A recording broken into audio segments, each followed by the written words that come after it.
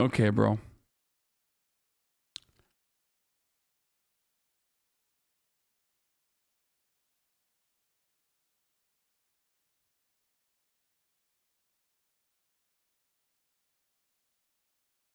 Thinking to the new type of enemy. Days after the 9/11 attacks, President George W. Bush launched the global war on terror. In October 2001, he sent the military to invade Afghanistan and hunt down members of Al-Qaeda and its ally, the Taliban. It also offered cash rewards to anyone who would help capture a terrorist, often enough money to change lives. So many in Afghanistan and Pakistan took advantage of this offer and turned hundreds of men over, often with little evidence. Norway has only started pumping oil in the 90s. They were a developed nation already. It's apples to preserve fish. Okay, but why? What do you think? It's like when it's not a fully developed nation, when it's a nation that's suffered from the devastating impact of colonialism, or when it's a nation that has been left behind, that like the only way to uplift nations like that is by giving Western governments or Western corporations the entirety of the profits of their own fucking natural resources. Like, it's so stupid. That's your best fucking counter, dude? What the fuck? There's a chatter saying this video has bad stuff. Yeah, I know.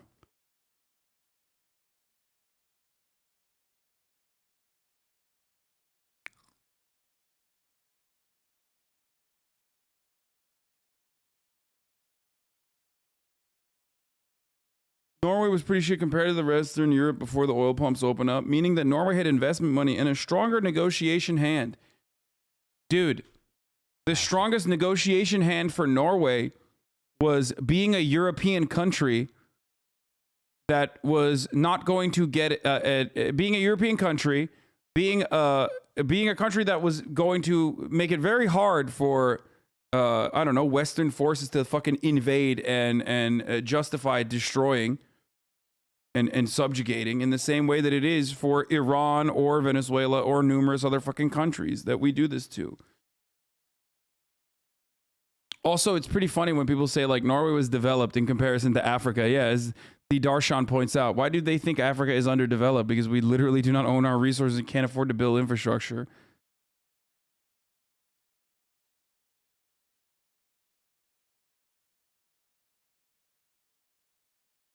My mom wants me to thank you for stepping up and showing her a wonderful time last night. Do you agree with the Twitter folks saying the modern Twitter left would have gone along with the Iraq invasion wholeheartedly?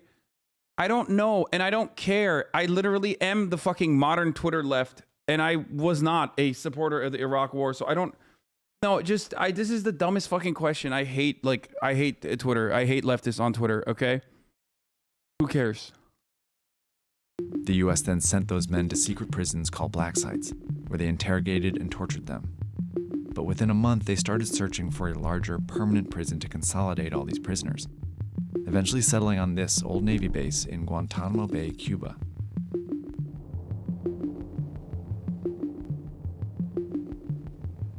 In January 2002, the first... Motherfuckers live in a settler colonial nation and ask why the global south is underdeveloped.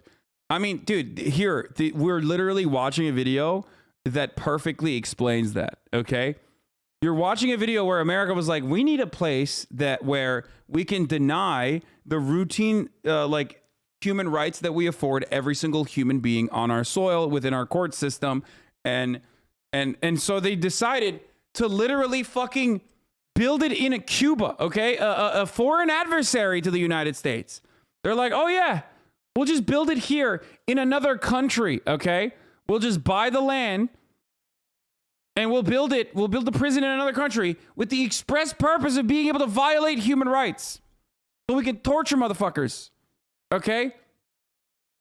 Technically not on American soil, you know? Thank you for keeping my dog company while Well, buy the land. Stole the land, not buy the land. Sorry. First detainees began arriving. One of them was Moath Al-Alawi, who spent the next 2 decades in this prison because the US government deemed him too dangerous to be set free. But they never charged him with a crime. Crazy. And he's not alone. Insane. Hundreds of men were imprisoned in Guantanamo. Few were charged with a crime, some were tortured. and none received a fair trial. It's a prison that's operated outside the bounds of law. So, how did the US get away with this? And why is Guantanamo Bay still open? I mean, here, great answer. Let me answer you. Because we're the fucking bad guys, okay? We're the baddies. Because we're the baddies. No one else. We are the baddies. We're the biggest baddies. There are other baddies out there, but no one is as bad as we are. And that's why we can get away with it. Who's going to stop us, bro? Who's going to stop us, dude? The fucking goat herders family? Like, is that who? Like, we literally lied and said the reason why we had to do all this is because they were, you know, a threat to our freedom and our security, okay? If you can get the people in America to believe that, you can get them to believe anything, okay? Can you imagine? Yeah, we had the bro, we had to round these motherfuckers up, dude. Like, they are genuine danger to our well-being, you know, and safety.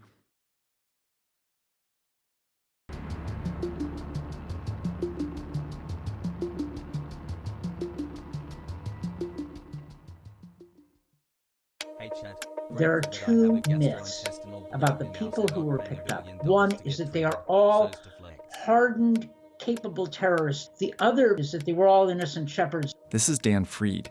He worked in the U.S. Foreign Service for over 40 years and was assigned to Guantanamo in 2009. The conclusion I had is there was kind of a bell curve. At one low end, there were actually hardened terrorists. Like this man, Osama bin Laden's personal secretary.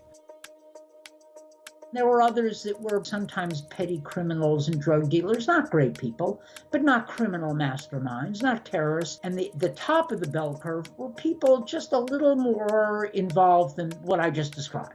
At the other end were people who were swept up and shouldn't have been there at all. Like a group of Uyghur men, members of a mainly Muslim ethnic group who were fleeing persecution in China. And they wound up in Al-Qaeda camps, and we didn't know what to do with them, and so they ended up in Guantanamo.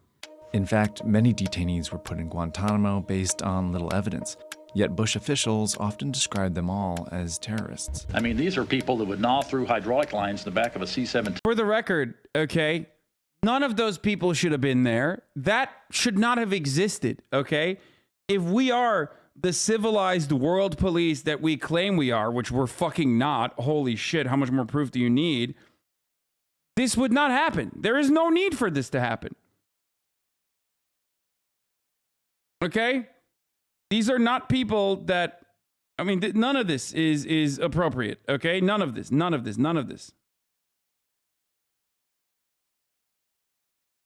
about the Uyghurs, by the way? Of course we put fucking Uyghurs in Gitmo, dude. Uyghurs, okay. I am not the Chinese State Department, but part of the reason, I mean, I've talked about this before. Xi Jinping literally said the Uyghur separatist Muslim people that they had to fucking surveil, and they had to fucking put in jail, and they had to put in re-education camps. Okay, like they had to do that because they learned that from America. Okay, they learned that from America on like America's terror programs is what they got it from. A lot of those Uyghurs, by the way, which is ironic because, you know, there's a hella people in here that are like, oh, dude, you fucking bullshit. A lot of those Uyghur guys that work with the Turkish government, they are literally trained by the Turkish government, okay? The East Turkestan people that go and like fight in fucking Syria and go and fight all over the fucking Middle East. Like those guys are trained in some circumstances by the American government. They're trained in some circumstances by the Turkish government. They're trained in some circumstances by the Chinese government too, or originally sent by the Chinese government. And then they come back and they're like, we want this territory. Okay. We want it. We want it back. We had it a long time ago. It belongs to us. We want it back. Are you implying that there's nuance? There's always nuance in this sort of shit. Okay. Months, baby, let's go. Hassle. However, having said that, it is still unjustifiable what the Chinese state did to the Uyghurs. You guys know what my take is on this. Okay. But at this stage, they won. It's GG's. You know what I mean? You can fucking get mad and say, no, there's ongoing genocide or whatever you want to fucking say. But ultimately, the Chinese government, the Chinese state 1000% won. Even the Associated Press was like, yeah, the camps are closed now. More so, rot lays good. you know, you can complain about it more as much as you want, but they were able to, through a sequence of mass surveillance and also re-education camps, completely fucking wipe out like the people that wanted to have a free, autonomous East Turkestan that that would be, you know, Muslim in the way that, or Uyghur and Muslim in the way that they wanted it to be.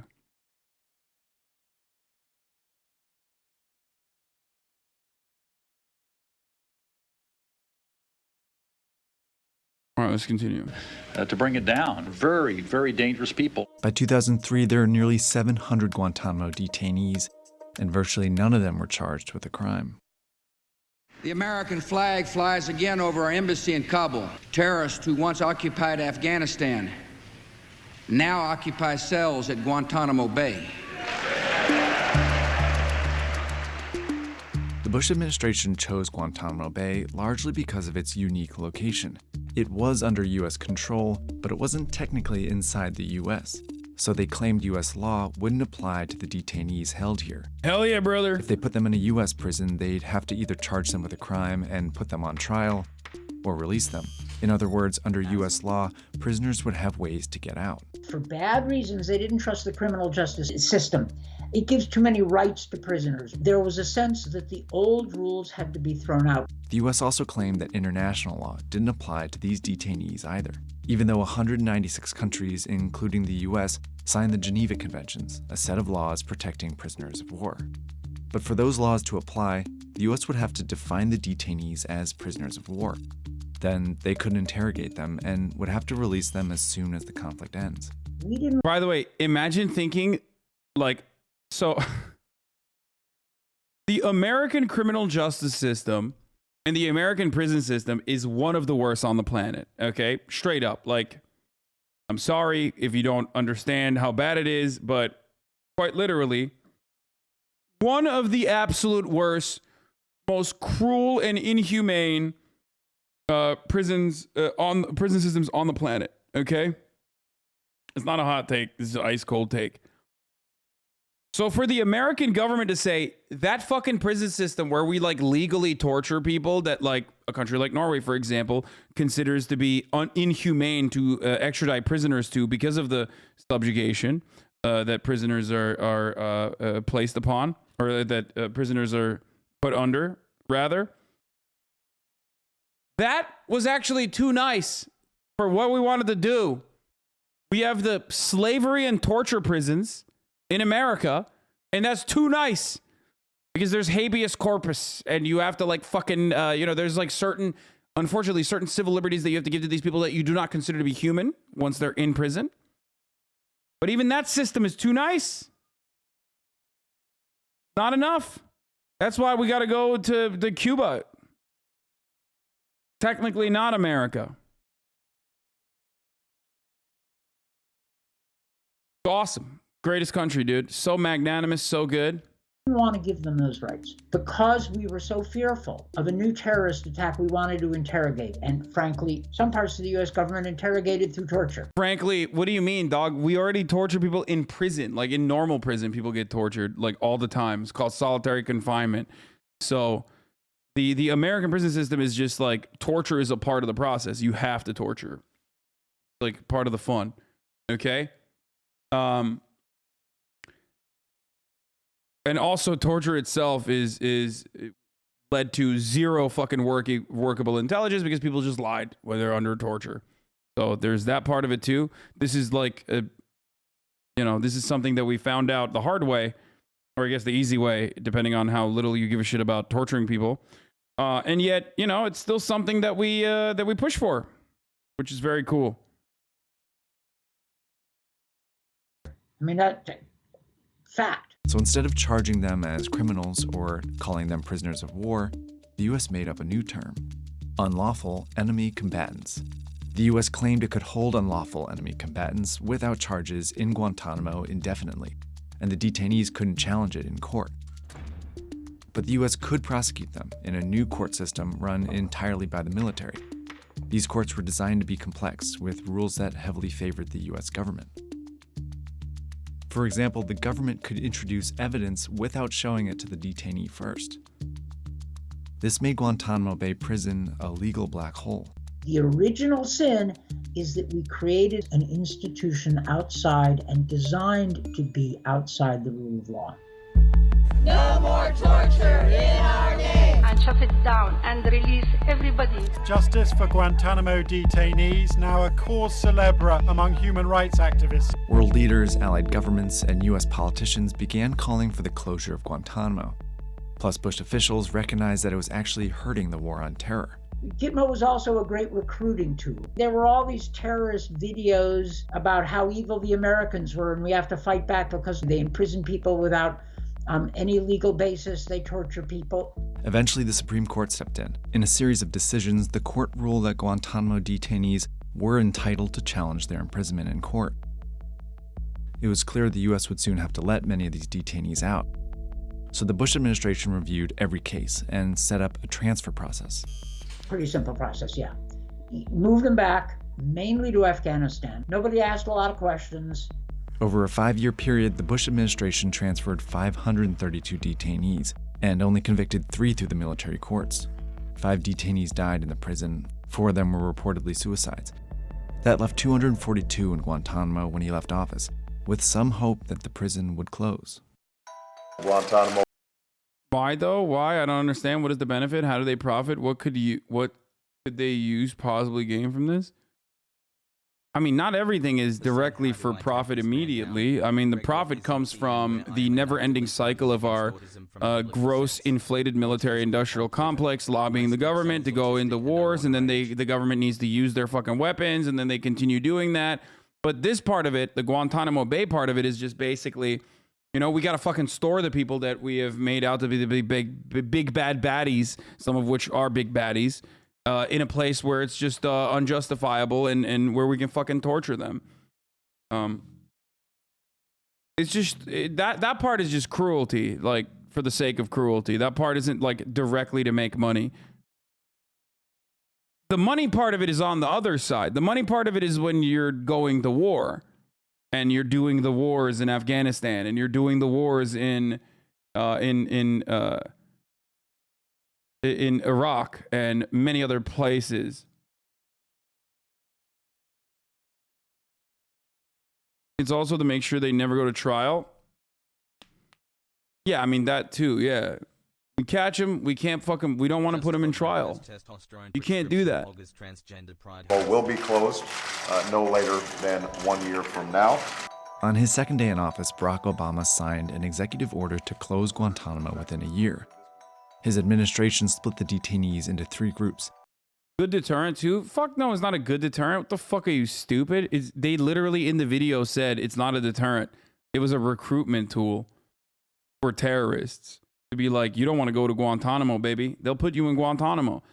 And they also put a lot of fucking innocent people there. That's the point. There's no deterrent. What are they, deterring you from being Muslim, dude? Like, hey, I know you were just like a regular fucking dude and your uncle's cousin is like, I don't know, related to the wife of the person who is working at the house of some fucking terrorist dude in Afghanistan. You live in fucking Dearborn, but guess what? You're going to fucking permanent jail now. You're going to perma jail. Oh, did you go to a fucking, did you go to a mosque in Florida? And it turns out one of the dudes in that mosque in Florida had given to fucking charity causes that turned out to be like not a fucking Islamic charity that was good, but it was deemed bad. Guess what? You're going to perma jail too now. Literally can't fight back. You can't do anything. Like you can't even do anything about it. You're just in perma jail. You're being tortured now. Okay? And laid out a plan with more paths out. The first group included about half the detainees, who would be transferred either to their home countries, or for those whose home countries were too dangerous or unstable, the US would negotiate deals with other countries to take them. Or they'd be released to the US. This was the plan for the Uyghur men. A second group... It's kind of scary how Westerners do not view these people as real human beings. They just make excuses like, do they not have families, children, dreams? Like, what the fuck? No, they don't. Because... at the heart of this is a fascist fucking point of view. Like, wait, what? Hasan exaggerating? Is that what you said?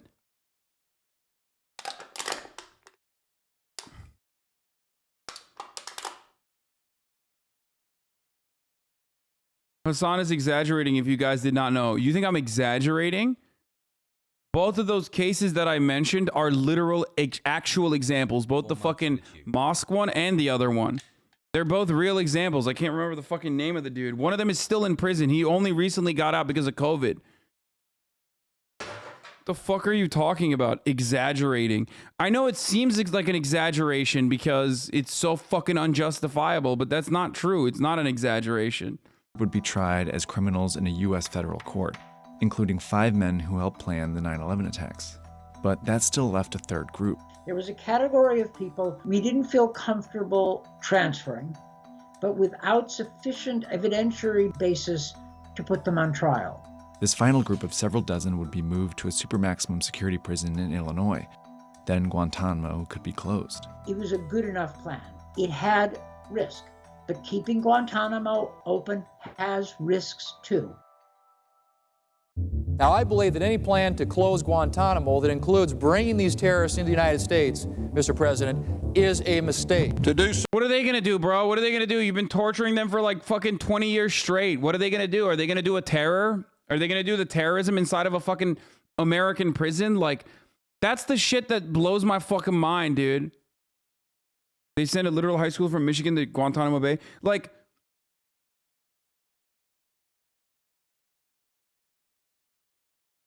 it's just fucking insane. It's insane. Like, what are they? It's like when you ask people, like, why prisoners should never be able to vote, right? Like, what are they going to do? Vote for crime to be legal? Is that what you think is going to happen? Jesus Christ. So would be nothing short of an invitation for Al-Qaeda to operate inside our homeland. Bro, this man's name is Saxby Chambliss, okay? Are you fucking kidding me? Disqualifying, okay? Sorry.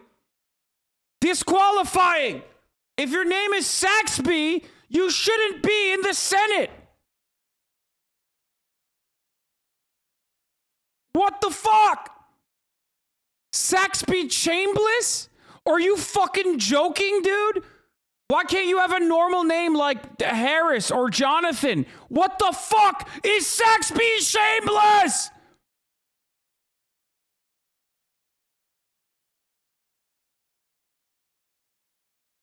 Conservatives would be like, God damn, these libtards are naming their children Blue, and then turn around and name their child Saxby Jebediah Chambliss after some fucking slave owner, okay?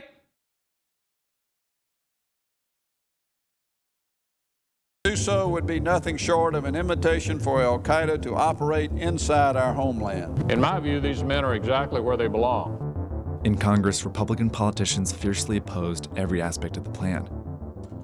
They pushed back against transfers and putting any detainees on trial in the U.S. It will make America a more dangerous place, and it will allow... By the way, same dickheads, like, still around, for the record. Like, none of them fucking die. It's so shitty that, like, so many old people died over the course of the past 2 years, okay, from COVID. Like, why couldn't they be in a fucking New York nursing home? Seriously, like, how the fuck are they all alive still? What the fuck? Platform to spew their hateful ideology. They even attacked the plan to move some into the Supermax prison. You're also putting people who would then start plotting for their escape from the outside in America's neighborhoods. But all of a sudden when Obama comes in, oh no, you can't let people go because you're letting terrorists out. By the spring of '09, this narrative was already set.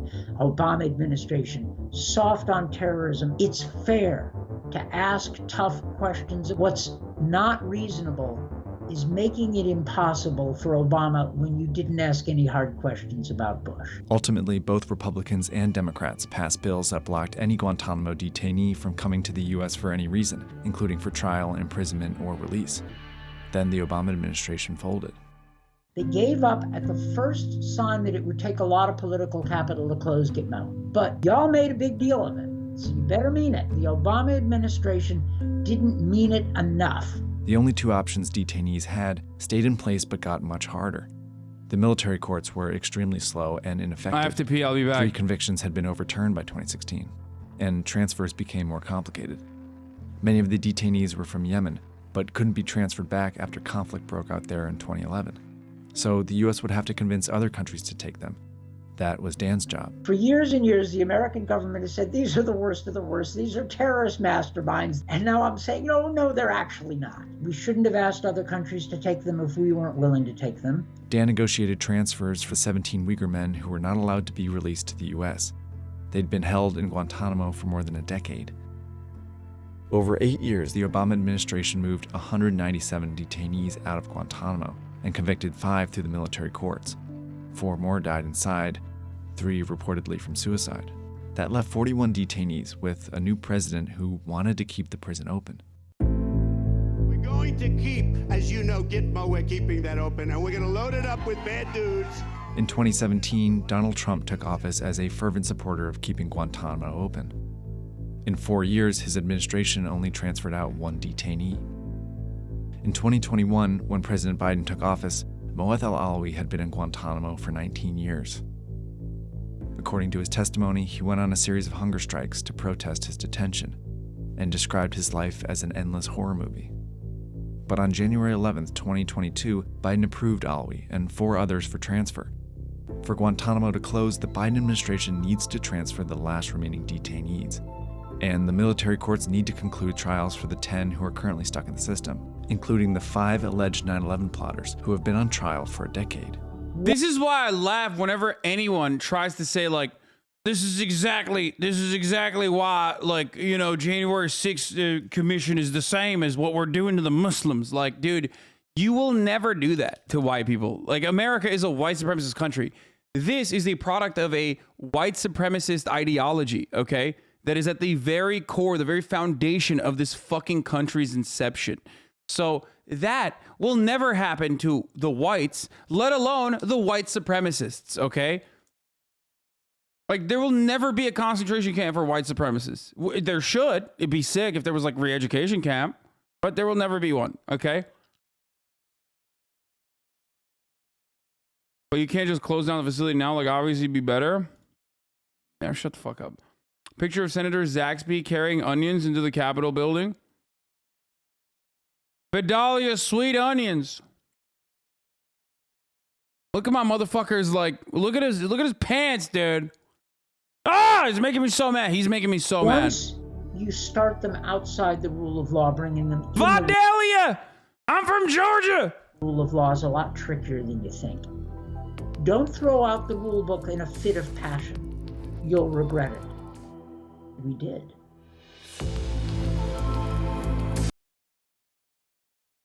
Maybe don't call it concentration camps, though. No, I said re-education camps. Work facility. Yeah, do what fucking China does. Just say it's a work camp, dude. Trade school / work camp. You know? America needs to start treating... needs to start treating white supremacists like Uyghur separatists, okay? It'll never happen, but it'd be a lot cooler if it did. Here's a video of Operation Flex where the FBI spied on young Muslim men trying to tie them to extremist groups. Yeah, we're not going to do that, but... Terrible human being, but Hasi is most mad about his name in his pants. I mean, I can't. It's giving me a fucking aneurysm, dude.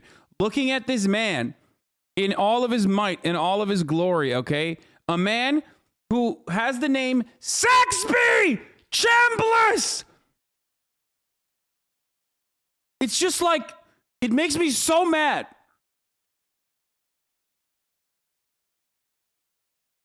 Look at him. Just look.